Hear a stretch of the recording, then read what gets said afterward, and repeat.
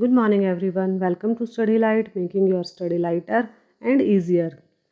आज हम करने जा रहे हैं क्लास 4th SST की सेकंड बुक का last chapter industries of India.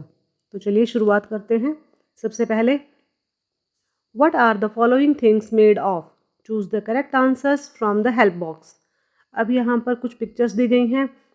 अब आपने देखना है कि ये सभी चीज़ें किससे बनी हैं और इसके लिए आप हेल्प बॉक्स की मदद ले सकते हैं। सबसे पहले है स्वेटर। स्वेटर बना है वूल से, तो इसके नीचे आप लिख दीजिए वूल।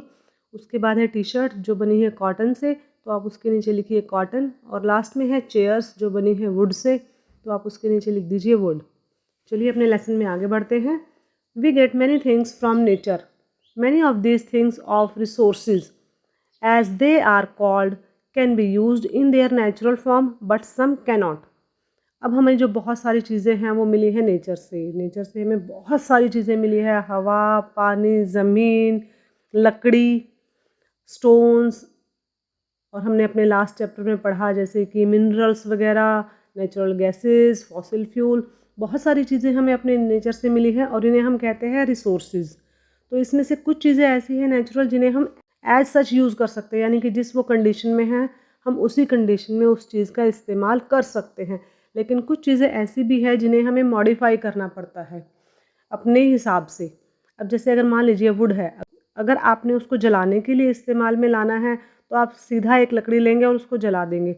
लेकिन अगर आपने उस लकड़ी को एक चेयर के रूप में, एक टेबल के रूप में इस्तेमाल करना है तो आपको उसे मॉडिफाई करना पड़ेगा। तो इसी तरह हमारे नेचर में बहुत सारी चीज़ें ऐसी हैं जिन्हें हम ऐसे ही यूज़ कर सकते हैं नेचुरली, या फिर उनको मॉडिफाई करके इस्तेमाल कर सकते हैं। और इन सारी चीज़ों को हम कहते हैं resources. Now let us see, can we use wood, wool, tea, cotton and iron ore in the form nature gives them to us. तो अब हम देखते हैं जितनी भी हमारे पास रिसोर्सेज हैं, जैसे वुड है, वूल है, टी, कॉटन, आयरन ओर है, क्या हम इन सभी चीज़ों को एज सच इस्तेमाल कर सकते हैं जैसे कि हमें ये नेचुरली मिलती हैं। अब वूल है, वुड का मैंने आपको एग्जांपल दे दिया अभी। अब हम लेते हैं दूसरा एग्जांपल वूल। जो वूल है यानी कि जो रुई है, जो हम शीप की बॉडी से जो बाल निकालते हैं, तो क्या हम उसको एज सच इस्तेमाल कर सकते हैं? नहीं, हमें उसे मॉडिफाई करना पड़ता है।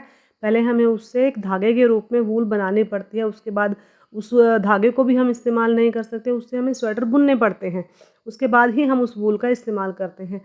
अब जैसे टी है, अब ग्रीन लीव्स होते हैं टी के, हम उनको एज सच इस्तेमाल कैसे कर पाएंगे? टी को पहले हमें उन पत्तों को निकालना है, उनको फैक्ट्रीज़ में और इंडस्ट्रीज़ में भेजना है, उसके बाद वो दानेदार चाय बनकर आती है। आज के टाइम में ग्रीन टी भी इस्तेमाल की जाती है, लेकिन वो ग्रीन टी के पत्ते भी सूखे हुए होते हैं, उन्हें भी हम सीधा पेड़ों से तोड़कर पानी में उबाल कर नहीं पी सकते। उसके बाद है कॉटन। कॉटन भी हमें पता है पौधों पे उगती है। जो कॉटन, जो बर्ड्स होती है, जब वो खिल जाती हैं पूरी तरह से तो उसके बीच में से कॉटन निकलती है। उस कॉटन का इस्तेमाल हम डायरेक्ट करते हैं कई बार अपनी रजाइयाँ भरने के लिए, और बाद में हम उस कॉटन को धागे बनाकर कपड़े बनाने में भी इस्तेमाल करते हैं। उसके बाद है आयरन और। आयरन और का भी हमें पता है वो हमें एक पत्थर के रूप में मिलती है, उसे हम डायरेक्ट यूज़ नहीं कर सकते, उसे हमें इंडस्ट्रीज़ में भेजना पड़ता है जहाँ से कि उसके डस्ट पार्टिकल्स और जितने भी उसके एलिमेंट्स हैं अलग करके आयरन को अलग करना पड़ता है। ये हमने अपने लास्ट चैप्टर में भी पढ़ा था। तो ये सारी चीज़ें जितनी भी यहाँ दी गई हैं एग्जाम्पल के रूप में, उन सभी को हमें किसी न किसी रूप में मॉडिफाई करना पड़ता है अपने इस्तेमाल के लायक बनाने के लिए।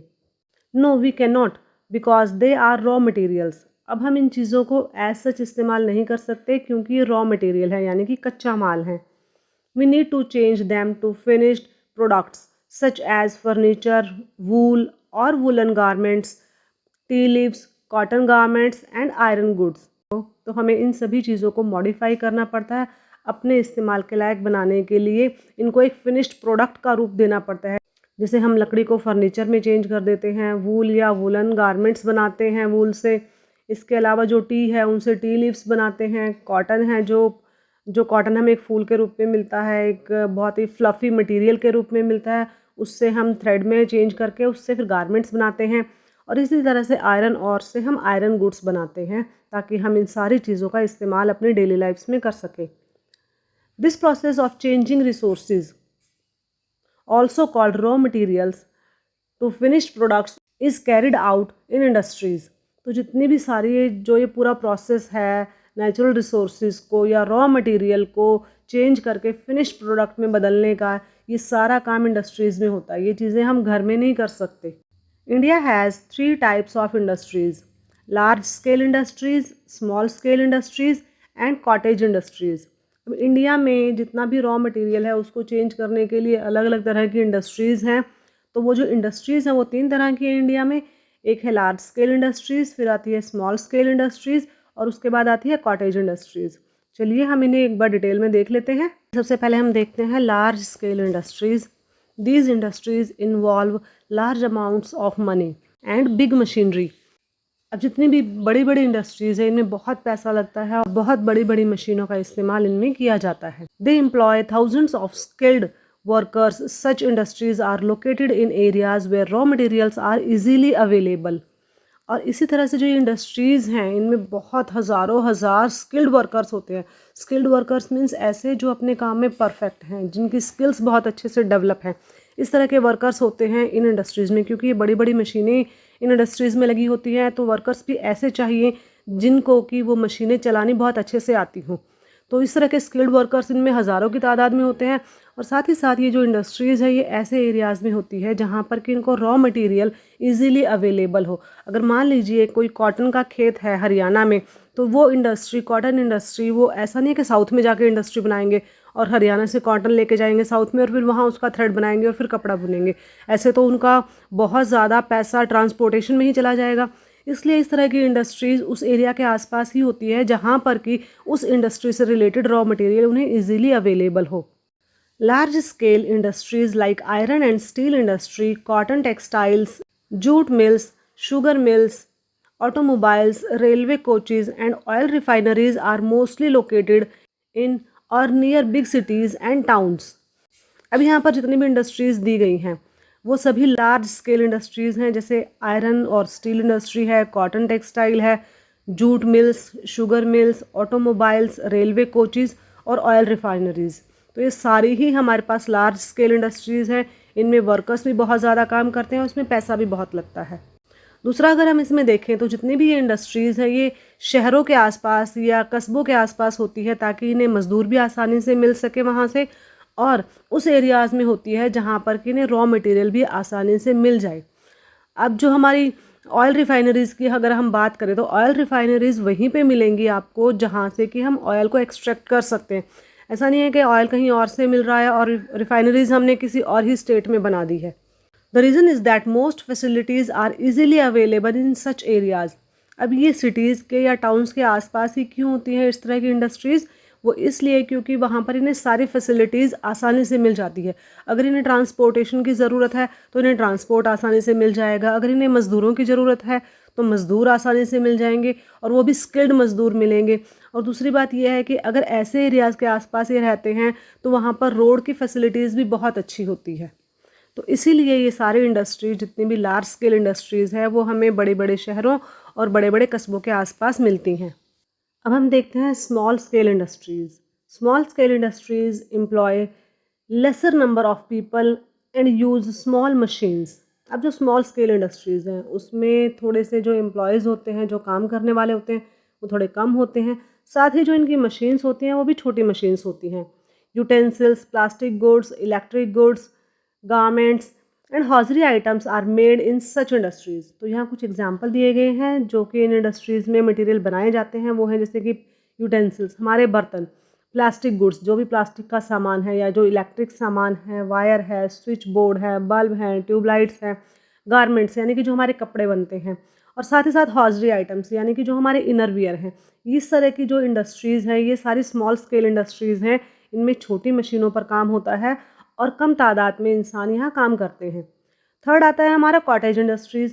These industries are set up by people in their own homes. अब जो सबसे छोटी इंडस्ट्री है हमारी वो है कॉटेज इंडस्ट्री। कॉटेज का मतलब ही होता है एक छोटा कमरा, यानी कि वो इंडस्ट्रीज़ जो कि कोई भी इंसान अपने घर में शुरू कर सकता है, या कोई भी ऐसा काम जो इंसान अपने घर बैठे कर लेता है, वो आते हैं हमारे कॉटेज इंडस्ट्रीज़ के अंतर्गत। People work with simple tools and use raw material available in their neighbourhood.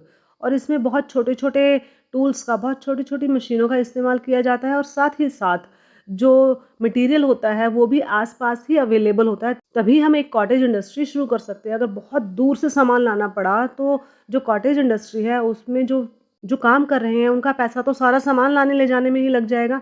इसलिए जो भी सामान आसपास अवेलेबल है, जो रॉ मटेरियल आसपास अवेलेबल है, उसी से कॉटेज इंडस्ट्री स्टार्ट की जाती है, क्योंकि इसमें फाइनेंशियली आपको बहुत ज़्यादा पैसा लगाने की ज़रूरत नहीं पड़ती, क्योंकि बड़ी मशीनों की ज़रूरत नहीं है इसके लिए। Most of the work is done by hands, और इसमें ज़्यादातर जो काम होता है वो हाथ से ही किया जाता है, बहुत ज़्यादा इसमें मशीनों की ज़रूरत भी नहीं पड़ती है। Some such industries include weaving cloths, extracting oil, grinding flour, making toys, baskets and leather goods among others. और जो हमारी स्मॉल स्केल इंडस्ट्रीज़ हैं वो है जैसे कि हाथ से कपड़ा बुनना, जैसे स्वेटर बुनती हैं बहुत सारी लेडीज़, सर्दियों के टाइम पे वो बहुत पैसा कमाती हैं इसमें।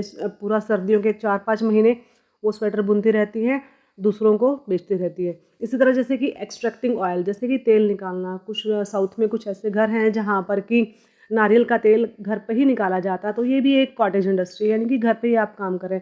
ग्राइंडिंग फ्लोर, जैसे कि चक्की जो हम कहते हैं, हमारे आसपास के एरिया में जो चक्की होती है उसमें बहुत बड़ी मशीनों की ज़रूरत नहीं होती है, वो अपने आसपास के एरिया के लोगों के लिए गेहूँ पीसते रहते हैं। जैसे मेकिंग टॉयज़, छोटे छोटे टॉयज़ बनाना, या फिर बास्केट बनाना, टोकरी बनाना, या फिर कोई लेदर का सामान बनाना, इसी तरह के जो भी छोटे मोटे काम होते हैं उन्हें हम कॉटेज इंडस्ट्रीज़ में शामिल करते हैं, जो कि ज़्यादातर हाथों से किए जाते हैं, और इसके लिए बहुत ज़्यादा बड़े कमरों की भी ज़रूरत नहीं और बहुत ज़्यादा मशीनों की भी ज़रूरत नहीं।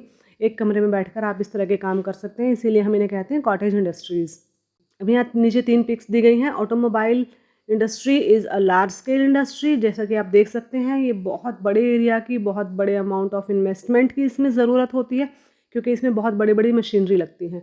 देन है garment manufacturing is a small scale industry. अब ये सेकंड नंबर पे है कि गारमेंट बना रहे हैं, तो इसमें भी आप, ये एक स्मॉल स्केल इंडस्ट्री है, इसमें भी छोटी मशीनों की ज़रूरत पड़ती है, लेकिन फिर भी इसमें मशीनें भी चाहिए और साथ ही साथ एरिया भी ज़्यादा बड़ा चाहिए।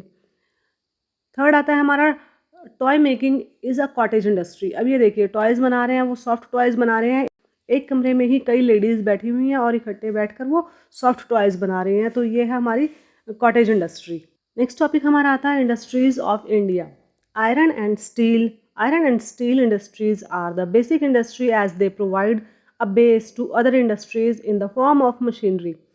अब आयरन और स्टील की हम सबसे पहले बात करते हैं, तो जो आयरन और स्टील इंडस्ट्रीज़ हैं वो बेसिक इंडस्ट्रीज़ है, यानी कि उनके बिना तो हमारा काम नहीं चल सकता। वो ऐसी इंडस्ट्रीज़ हैं जो बाकी इंडस्ट्रीज़ को चलाने के लिए मशीनरी प्रोवाइड करती हैं। अब आयरन है, स्टील है, इन्हीं से तो मशीनें बनती हैं। अब अगर आयरन और स्टील इंडस्ट्रीज़ ही नहीं होंगी तो हमें मशीनें कैसे मिलेंगी? तो इसलिए हम इसे कहते हैं basic industry. It is a heavy industry because raw materials used in manufacturing are coal, iron ore and bauxite. अब जो ये इंडस्ट्रीज़ हैं इनका रॉ मटेरियल क्या है?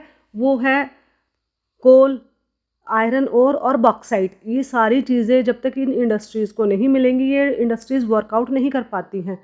The main centre are Durgapur, Bokaro, Bhilai, Rourkela, Salem, Bhadravati and Visakhapatnam. इनमें से कुछ नाम हमने अपने लास्ट लेसन में पढ़े थे। तो ये सारी जगह ऐसी हैं जहाँ पर कि जो हमारी आयरन एंड स्टील इंडस्ट्रीज़ हैं, जो कि बेसिक इंडस्ट्री हैं, या फिर हम कहें उन्हें हैवी इंडस्ट्रीज़ हैं। Most of these industries are located in और near areas that have coal and iron ore mines. तो इनमें से ज़्यादातर इंडस्ट्रीज़ ऐसे एरियाज़ में हैं जहाँ के आसपास या तो कोल है या फिर आयरन ओर की माइंस हैं। These two resources are the raw materials for iron and steel industry. अब यही दोनों चीज़ें हमारी आयरन और स्टील इंडस्ट्री के लिए रॉ मटेरियल है, तो इसीलिए ये इंडस्ट्रीज़ ऐसे एरियाज़ में जहाँ पर उन्हें इस तरह का रॉ मटेरियल इजीली मिल सके। अब आगे है cotton textile. India is one of the world's leading producers of cotton textiles. अब हमें पता है कि इंडिया का जो कॉटन है वो बहुत फेमस है पूरे ही वर्ल्ड में, पूरे वर्ल्ड को लीड करते हैं, पूरे वर्ल्ड में हम सबसे आगे हैं तो कॉटन टेक्सटाइल प्रोवाइड कराने में, कॉटन के कपड़े प्रोवाइड कराने में। The cotton mills are mainly located around Mumbai, Kolkata, Chennai, Madurai, Bengaluru, Varanasi and Panipat. अब ये जितनी भी कॉटन इंडस्ट्रीज़ हैं हमारी इन्हीं सभी एरियाज़ में है, क्योंकि यहाँ के आसपास इन्हें कॉटन ईजीली अवेलेबल है। नेक्स्ट है हमारा silk textile. It is another important industry. The silk mills are located at Coimbatore, Varanasi, Kanchipuram, Murshidabad and Bhagalpur. तो ये सारी जगह जो हमने अभी बताई वो सभी सिल्क टेक्सटाइल के लिए फेमस है कि यहाँ पर सिल्क इंडस्ट्रीज़ हैं और यहाँ पर जो सिल्क है और सिल्क के जो कपड़े हैं वो बनाए जाते हैं। नेक्स्ट हमारा आता है woollen textile. These mills are located in Ludhiana, Panipat, Kanpur, Mumbai, Mirzapur, Srinagar, Amritsar and Jamnagar. तो इन सभी जगहों पर हमें वुलन टेक्सटाइल बहुत अच्छे मिलते हैं। तो ये सभी वुलन टेक्सटाइल के लिए फेमस प्लेसेस हैं। देन हमारा आता है jute mills. Jute mills are located in and around Kolkata. अब जितने भी जूट मिल्स हैं हमारे वो ज़्यादातर आसपास मिलते हैं कोलकाता के। Climatic conditions here are suitable for jute cultivation and water supply is also sufficient from river Hooghly. अब हमें पता है कि हुगली रिवर कोलकाता में है जो कि एक बहुत बड़ी रिवर है, तो वहाँ से इजीली पानी अवेलेबल है और जो क्लाइमेट है वो भी बहुत अच्छा है जूट के लिए कोलकाता के आसपास। तो कोलकाता के आसपास ही जो उन्हें जूट है इजीली अवेलेबल है, तो कोलकाता में ही हमारे पास जूट मिल्स देखने को मिलती हैं। Hence with raw material being easily available jute industries are set up here. इसीलिए अब क्योंकि यहाँ पर जूट इजीली अवेलेबल है, रॉ मटेरियल इजीली अवेलेबल है, तो यहाँ पर जूट इंडस्ट्रीज स्थापित की गई हैं। इसके बाद है हमारे पास sugar mills. India is the second largest producer of sugar in the world. ये हमने लास्ट चैप्टर में पढ़ा था कि इंडिया वर्ल्ड में सेकेंड नंबर पर है शुगर प्रोड्यूस करने में, चीनी बनाने में। Uttar Pradesh, Maharashtra, Punjab, Bihar and Tamil Nadu are the main centres. State है जहाँ पर ज़्यादातर शुगर मिल्स हैं वो है उत्तर प्रदेश, महाराष्ट्र, पंजाब, बिहार एंड तमिलनाडु, और इनमें भी सबसे आगे उत्तर प्रदेश है। ये भी हमने लास्ट चैप्टर में अपने पढ़ा था। This is because these are sugar cane producing states of India and sugar cane is the raw material required in sugar industries. अब इन्हीं स्टेट्स में शुगर मिल्स क्यों है? क्योंकि यहाँ पर सबसे ज़्यादा शुगर केन उगाया जाता है और शुगर बनाने के लिए शुगर केन तो हमें चाहिए ही चाहिए, गन्ना तो चाहिए ही। अब क्योंकि इन्हीं स्टेट में रॉ मटेरियल अवेलेबल है यानी कि गन्ना अवेलेबल है, तो शुगर मिल्स यानी कि ये जो शुगर इंडस्ट्रीज़ हैं वो भी इन्हीं स्टेट्स में बनाई गई हैं। अब यहाँ ऊपर कुछ फोटोग्राफ्स भी दिए गए हैं कुछ इंडस्ट्रीज़ के, उन्हें देखिए आप। Iron and steel industry, cotton mill and shipyard. तो ये तो बहुत बड़ी बड़ी इंडस्ट्रीज़ हैं क्योंकि इनमें बहुत ज़्यादा बड़ी बड़ी मशीनरीज़ की और बहुत ज़्यादा वर्कर्स की ज़रूरत पड़ती है। अब हम नीचे आते हैं, देखते हैं अपना multiple choice questions, MCQ, tick the correct answer. India is the world's second largest producer in A cotton, B sugar और C jute, and the correct answer is B sugar. Lesson में आगे बढ़ते हैं। Shipyards are located in Visakhapatnam, Kochi, Mumbai and Marmagao. Ships are built in these shipyards.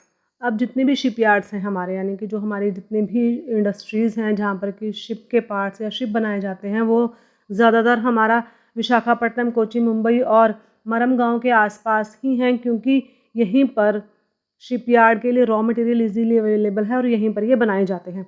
Industries that manufacture railway equipments are located in Chittaranjan, Varanasi, Jamshedpur, Kapurthala, Perambur and Kolkata. और जितने भी अभी मैंने नाम आपको बताए उन सभी जगह पर हमारे रेलवे इक्विपमेंट्स बनाए जाते हैं, कि चाहे वो रेलवे इंजन हो, चाहे रेल के डिब्बे हों, चाहे रेल में लगने वाली सीट्स हों, जो भी है वो सारे इन्हीं एरियाज़ में बनाए जाते हैं, यानी कि जो हमारी रेलवे की मैन्युफैक्चरिंग इंडस्ट्रीज़ है वो यहीं पर हैं। All aeroplanes are made in factories that are owned by the government of India. These factories are located in Lucknow, Nasik, Hyderabad, Korapat and Bengaluru. अब कुछ और इंडस्ट्रीज़ हैं जैसे कि जहाँ पर एरोप्लेन्स के पार्ट्स बनाए जाते हैं, वो हमारी इंडस्ट्रीज़ जितनी भी हैं एरोप्लेन से रिलेटेड वो सारी हमारी गवर्नमेंट ऑफ इंडिया के अंडर आती हैं, यानी कि उनका प्राइवेटाइजेशन नहीं किया गया है, वो सारी गवर्नमेंट इंडस्ट्रीज़ हैं। तो उन इंडस्ट्रीज़ की लोकेशन है लखनऊ, नासिक, हैदराबाद, कोरापट एंड बेंगलुरु। तो यहाँ पर इन प्लेसेस पर एरोप्लेन मैन्युफैक्चरिंग इंडस्ट्रीज़ हैं। Automobiles are made in automobile factories located in Gurgaon यानी गुरुग्राम, पुणे, चेन्नई, कोलकाता, नासिक, जमशेदपुर एंड जबलपुर। इन सभी जगहों पर ऑटोमोबाइल्स इंडस्ट्रीज़ है यहाँ, यानी कि जहाँ पर कि जितने भी हमारे ऑटोमोबाइल्स हैं या उनके जो पार्ट्स हैं वो बनाए जाते हैं। Electric goods are manufactured in factories located in Kolkata, Mumbai, Bengaluru, Chennai, Pune, Coimbatore, Delhi and Panchkula.